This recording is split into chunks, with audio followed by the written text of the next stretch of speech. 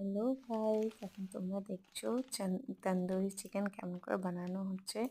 আজকে আমরা তন্দুরি চিকেনকে ম্যারিনেট করছি।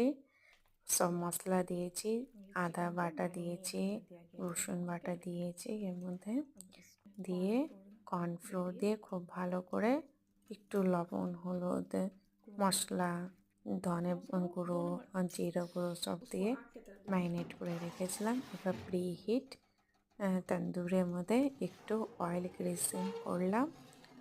অয়েল গ্রিসিং করার পর ওর মধ্যে এখন আমরা চিকেনগুলোকে বসিয়ে দেব। বসানোর পর ভালো করে এক একটা পিস ভালো করে ম্যারিনেট করা রয়েছিল ওগুলোকে বসিয়ে দিচ্ছি। দেখতে পাচ্ছেন আপনারা লেগ আছে, অনেক পিসগুলো চিকেনের পিসগুলো দিয়ে দিচ্ছে। খুব ভালো করে এটা সাজিয়ে এবার আমরা একে বেকড হতে দিয়ে দেব তন্দুরে।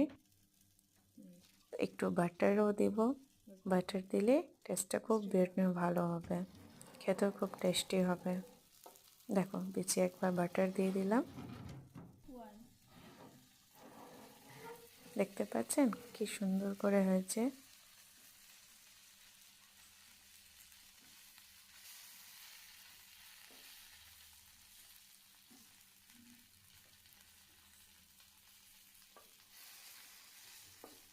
কি সুন্দর স্মেল আসছে।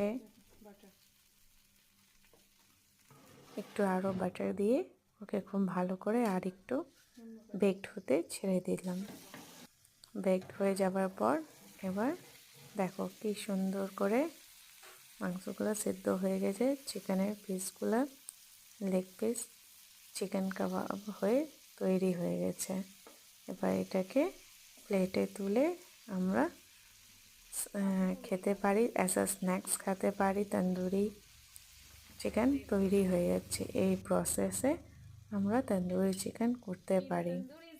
তন্দুরি চিকেন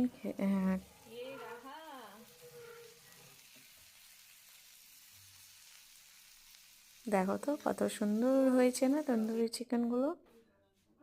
এবার দেখো এটাকে আমরা গ্রিন চাটনি বা সস দিয়েও খেতে পারি। খেতে খুব টেস্টি হয়েছে, ফ্লেভারটাও খুব সুন্দর এসছে। যেরকম দেখতে টেস্টি লাগছে ওরকমই খেতেও খুব টেস্টি হয়েছে। Bye bye, thanks for watching.